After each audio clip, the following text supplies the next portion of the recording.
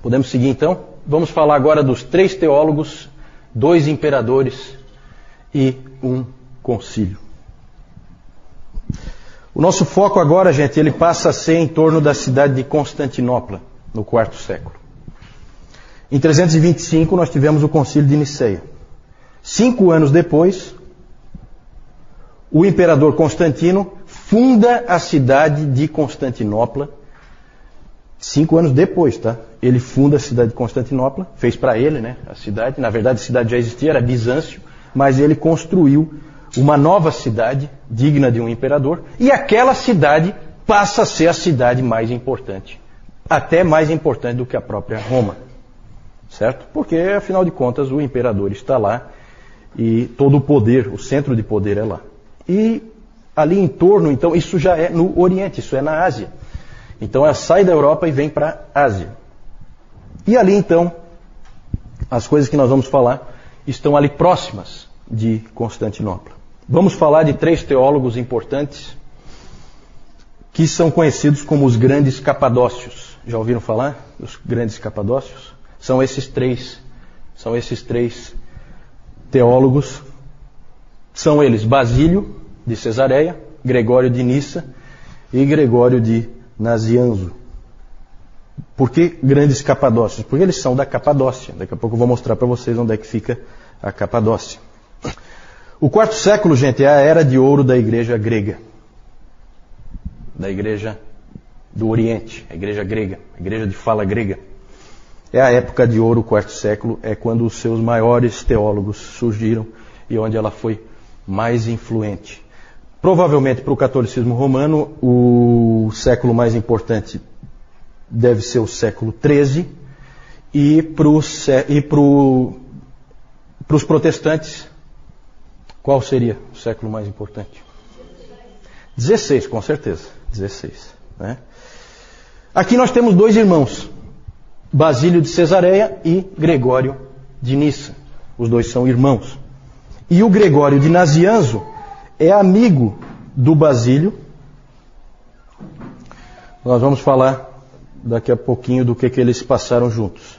Foi esse Gregório de Nissa que falou a respeito do burburinho teológico que era em todo lugar que ele ia naquela época. A frase dele é muito interessante, a frase que ele escreveu. Ele, inclusive, estava se queixando né, da situação, porque ele fala assim, ó: vendedores de roupas, cambistas, feirantes, todos estão envolvidos. Se você pede o troco, eles filosofam sobre o gerado e o não gerado. Se você pergunta o preço do pão, a resposta é que o pai é maior e o filho é menor. Se você pergunta ao criado, o meu banho está pronto? Ele lhe diz que o filho foi feito do nada. Então ele estava incomodado com aquilo porque não se falava em outra coisa naquela época. Certo? Interessante isso, muito interessante. Esse Gregório de Nissa, ele passou parte da vida meio perdido, assim, meio sem rumo. Né? Às vezes acontece com alguns indivíduos muito inteligentes, muito capazes, eles ficam assim um pouco perdidos, eles não sabem bem para onde ir. Mas depois ele acabou se acertando na vida e acabou encontrando uma fé muito profunda e tornou-se teólogo. Ele é um tipo de teólogo poeta. É muito comum no Oriente, tá, gente? O cristianismo do Oriente ele é bem diferente do cristianismo do Ocidente. Então é muito comum eles misturarem com poesia a teologia deles. É muito comum eles enfatizarem sempre o mistério. Esse Gregório de Nissa escreveu um livro chamado A Vida de Moisés. Não sei se é uma biografia do nosso irmão ali, mas não autorizada, tudo bem, não autorizada. A Vida de Moisés, e ali ele escreve uma frase que só para vocês terem como exemplo, ele põe uma frase assim, ó: Moisés penetrou a escuridão e então viu a Deus nela. Perceberam assim a coisa poética, misteriosa? Isso aí é só um exemplo de uma frase. É assim que eles fazem teologia. É assim que eles sempre fizeram teologia. Tá? Ela tem esse elemento. Basílio era o irmão do Gregório de Nissa, tinha 6 anos a mais que ele, mais velho. E ele estudou na Academia de Atenas. Esses caras são muito bem preparados. O Basílio de Cesareia estudou na Academia de Atenas e lá ele conheceu um sujeito que passou a ser um colega para a vida toda dele, que é o Gregório de Nazianzo. Os dois estudaram juntos na Academia de Atenas e depois foram monges juntos no deserto, certo? O Basílio e o Gregório. Só que eu já falei que os monges lá do Oriente, eles são os monges estranhos. Eles saem, eles se isolam para depois voltar. E foi isso que eles fizeram mesmo, tá? E o Basílio, eu já falei do Basílio, vocês provavelmente não lembram, quando nós falamos do monasticismo, o Basílio, ele apoiou o modelo de monasticismo do Pacômio, que era o de pequenos grupos da vida comum. Ele apoiou e foi ele que falou aquela coisa assim, que você tem que ter alguém com quem expressar a tua humildade. Ele falou que para Jesus Cristo lavar os pés, ele não podia ser os pés dele, tinha que ser os pés de outra pessoa. Foi o Basílio que disse isso. E o Basílio é famoso por ter criado a regra do monasticismo do Oriente. Certo? Não o monasticismo do Ocidente. Porque no monasticismo do Ocidente, quem criou a regra? Benedito de Núrcia. Exatamente. Certo? Quem copiou quem? Bom, como o Benedito está longe de nascer aí ainda, então eu acho que o Benedito é que copiou o Basílio. Tá? Basílio e Gregório tinham também uma irmã mais velha, chamada Macrina. Ela influenciou profundamente esses dois rapazes na fé. E o Gregório de Nissa, o irmão do Basílio, escreveu mais tarde um livro, A Vida de Macrina, em que ele conta então a história dessa Macrina. Macrina fundou vários mosteiros para mulheres. Ela era uma freira, né? uma monja, se é que se pode dizer assim, uma freira. E ela fundou mosteiros e escreveu livros. Ela também escrevia teologia já nessa época. Pode passar, vamos ver algumas ênfases dos capadócios. Primeira coisa, o mistério da divindade. Eles insistiram muito no seguinte ponto: Nicéia deu um rumo, definiu mais ou menos o balizamento do que se deve crer, mas não esgotou de maneira nenhuma a verdade. Tanto que a gente lê ali, gerado, não criado. O que quer dizer isso? Não quer dizer nada, na verdade. Né? Na verdade, é muito mais um balizamento para você não cair em heresias do que uma definição. Por quê? Porque eles deixaram claro, não dá para você entender a Deus. O mistério deve ser mantido. Isso sempre caracterizou a Igreja do Oriente. É comum a Igreja do Oriente se referir à Igreja do Ocidente de uma maneira não muito elogiosa, em que eles dizem assim, né, que o problema do Ocidente é que os ocidentais pensam demais. Mais do que deveriam. Definem as coisas muito além. Eles deveriam parar aqui e não param. Eles vão além e aí eles acabam errando. É claro que é interessante, eu acho sempre assim, gente, a gente precisa, aquilo que eu falei no nosso primeiro encontro, a gente precisa separar o bom do ruim e a gente precisa aprender um pouquinho de cada coisa, sabe? Será que eles estão tão errados assim? Claro que não. Eu acho que a gente precisa ter o respeito, eu acho que a gente precisa lembrar daquilo que Deus disse para Moisés, de que ele tinha que tirar as sandálias, porque o terreno onde ele estava pisando era santo. Eu acho que isso é importante.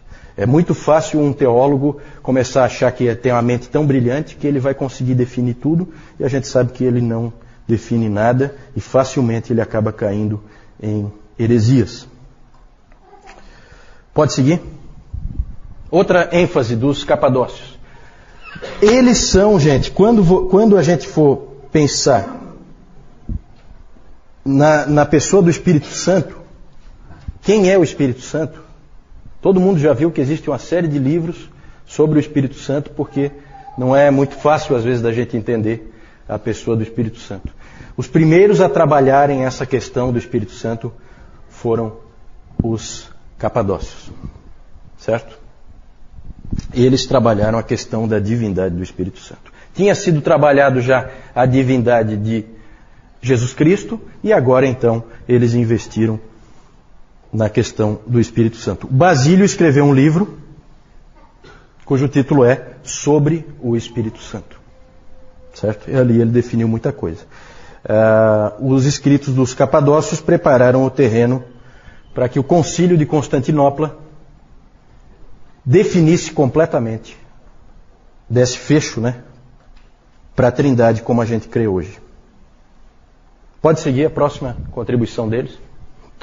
Passou duas aí, né? A completa humanidade de Jesus.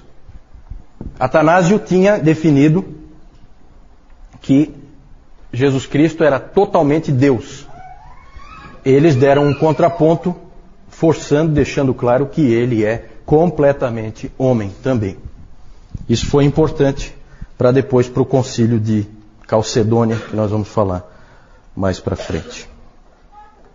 Gregório de Nazianzo escreveu o seguinte: aquilo que ele não assumiu, ele não curou.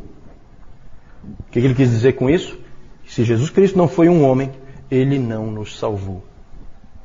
E engraçado porque o Atanásio tinha escrito sobre a encarnação do Verbo, ele tinha escrito que se Jesus Cristo não é Deus, nós não estamos salvos. Então, percebem aí, começa a ver a coisa começa a ir na direção das duas naturezas de Cristo. Isso aí vai gerar um problema seríssimo na igreja um pouquinho mais tarde. Mas os pais capadócios ajudam nesse debate. Pode seguir? E outra marca importante deles é o cuidado dos necessitados. Nisso aí nós temos que lembrar sempre de Basílio. Basílio é conhecido como Basílio o Grande. Na história, gente, um monte de gente é o Grande. Certo? O Constantino o Grande. O Papa Leão I o Grande. Gregório o Grande. Certo? Um monte de gente é o Grande. Quem deu esse nome, o Grande? Quem? Eles mesmos? Não, né? Os historiadores, né? Os historiadores dizem, não, esse aqui é o Grande. Basílio foi diferente. Ele era chamado de Basílio o Grande pelos pobres e necessitados. Porque eles diziam, esse é um grande homem. O Basílio, ele fez muito, mas muito mesmo, pelos necessitados de Cesareia, onde ele era bispo. Ele foi bispo de Cesareia. Ele fundou hospitais, orfanatos e abrigos para as pessoas necessitadas. Ali com Basílio começa essa coisa que a igreja sempre teve de investir nesse tipo de instituição, né? Hospitais, orfanatos, amparar os necessitados, amparar os que precisam. Houve tempo em que o Estado não fazia absolutamente nada nesse sentido. Quem fazia era a igreja. Hoje a maioria das igrejas faz pouco isso, porque o Estado já ampara os necessitados normalmente. E aí a gente acabou perdendo uma bela oportunidade de testemunho em função disso. Pode seguir? Só lembrando que o Gregório de Nazianzo escreveu um livro sobre o amor aos pobres. É impressionante, gente, como esse pessoal escrevia livros, tá? A produção literária deles é uma coisa que realmente assombra. Eu não sei, e vocês imaginam como eles escreviam, né? Não tem a canetinha Bic, muito menos um processador de texto, uma coisa assim, né? Não era fácil, mas eles produzem muito. Sobre o amor aos pobres, o livro do Gregório de Nazianzo. Então esses eram os capadócios, vejam que eram homens importantíssimos, foram importantíssimos na história da igreja, marcaram muitas posições que depois foram usadas por outros. É sempre assim, tá? A história da igreja é sempre assim. Um constrói em cima do que o outro já estabeleceu. Pode ver que isso é bem claro. Vamos falar... Aí agora essa parte aí eu não vou gostar muito, não. Essa parte aí eu até tinha pensado em tirar, mas sou obrigado a falar, não tem jeito. O momento histórico aí exige. Vamos falar dos dois imperadores. Esse primeiro mesmo eu queria ter riscado, eu não queria falar dele. Mas pode passar, vamos lá, vamos falar dele. Não tem jeito. Esse cara aí, ele dá uma raiva. Tem gente que está descontando lá. Tem gente feliz. A vingança é um prato que se come frio, né?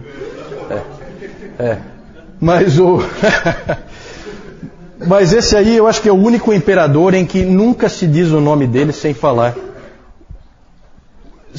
um qualificativo, né? De todos os imperadores é o único que nunca é dito o nome dele sem falar o qualificativo, é esse aí, certo? Sempre o nome dele é dito, Juliano o Apóstata. Sempre, tá? Isso aí não é muito bom. Vamos falar então desse Juliano aí, é interessante o que aconteceu. Em 337, vejam que ainda estamos aí no quarto século, na primeira metade do quarto século. Em 337, morre o imperador Constantino. Constantino tem 3 filhos.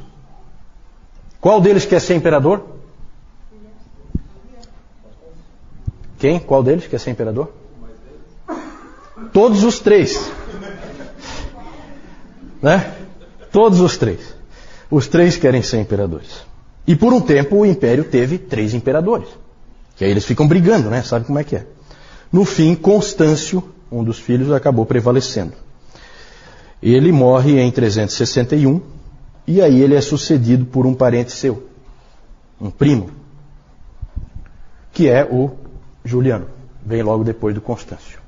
Juliano nasceu em uma família cristã, foi criado como cristão, mas com 20 anos de idade ele renunciou à fé. Daí o nome dele, o apóstata.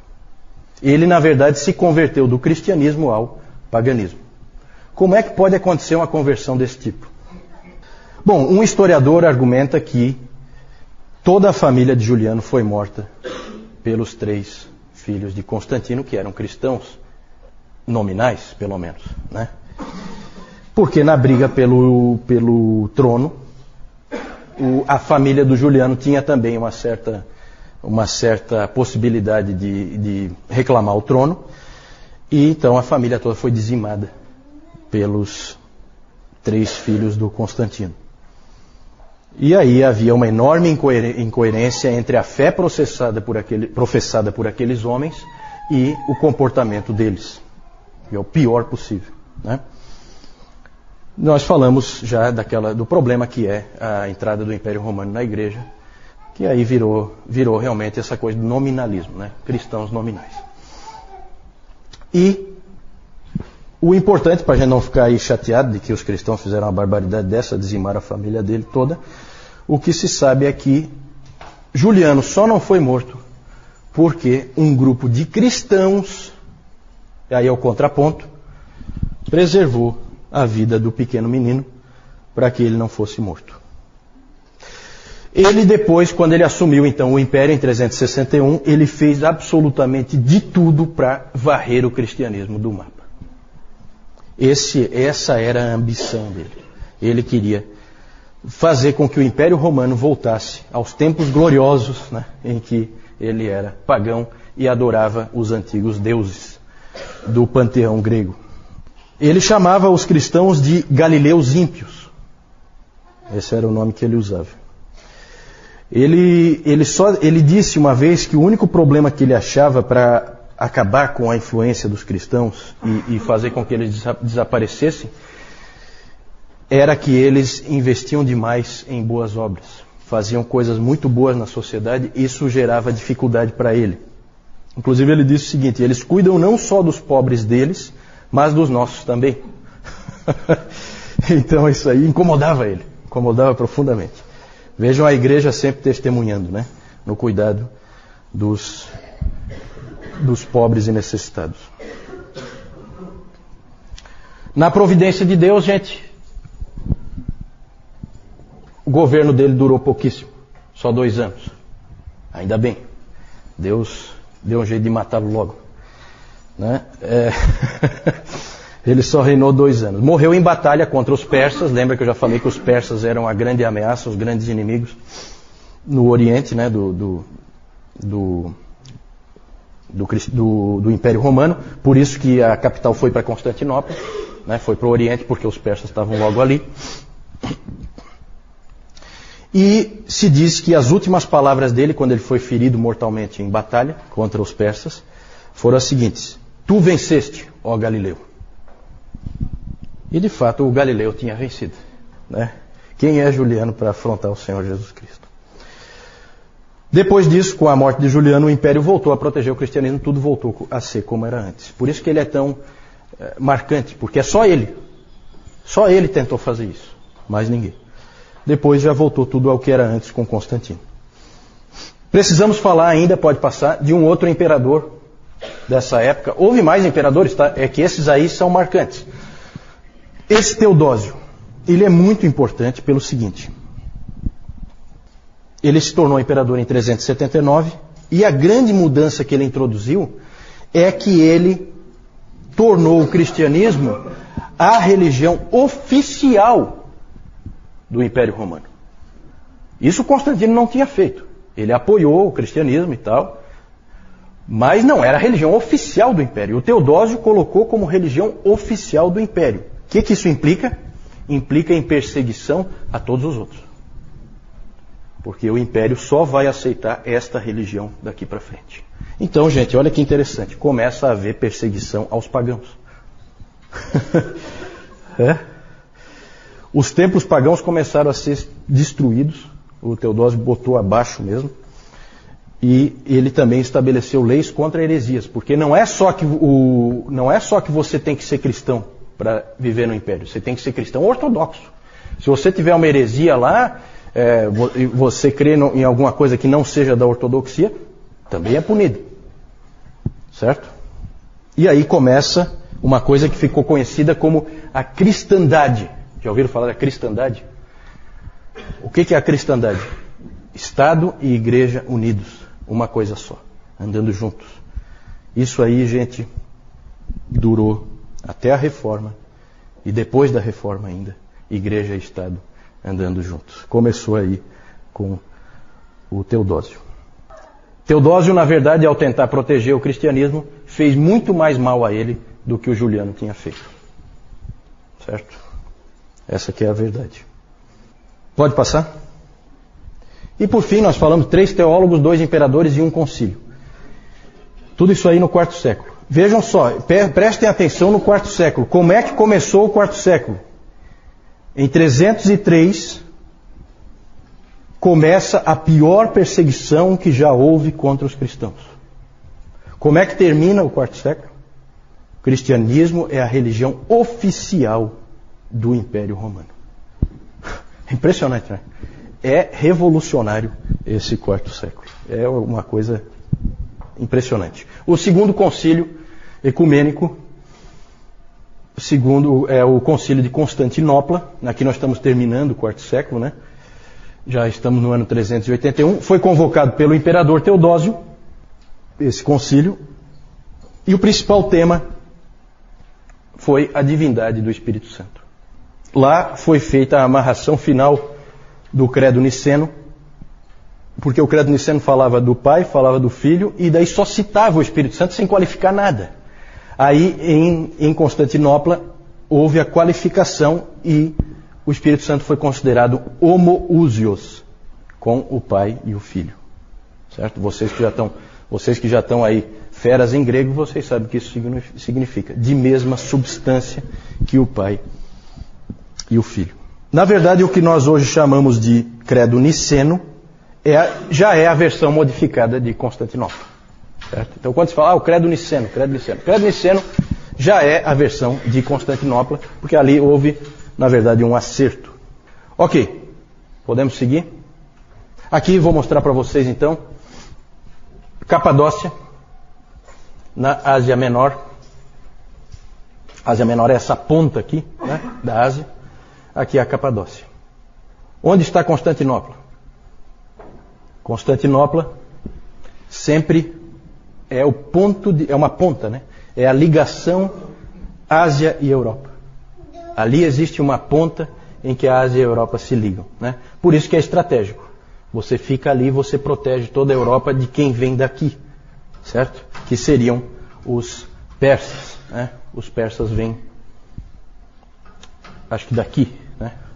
Isso. Pode passar? Aí os teólogos, o Basílio, Gregório de Nissa, os dois são irmãos, Basílio 6 anos mais velho que o Gregório, e o Gregório de Nazianzo, amigo do Basílio. Pode passar? Os 2 imperadores aí, o feioso lá, ó, Juliano o Apóstata, e o mais feio ainda, Teodósio I, né, são os dois imperadores importantes aí, além de Constantino, é claro, no quarto século. Pode passar. Aí só para mostrar para vocês Constantinopla. Aqui é o Estreito de Bósforo, né? Para lá é o Mar Negro e aqui é o Mar Mediterrâneo. O Estreito de Bósforo liga os dois e aqui fica Constantinopla. Lá tem um mapa, lá mostra vários muros de proteção, vários muros. Cada imperador que assumia lá construía mais um muro, né? Porque o muro dá uma certa vantagem na hora de uma guerra, né? E então vocês veem aqui como é próximo. Aqui é Europa e aqui é Ásia, né? Certo? Pode passar?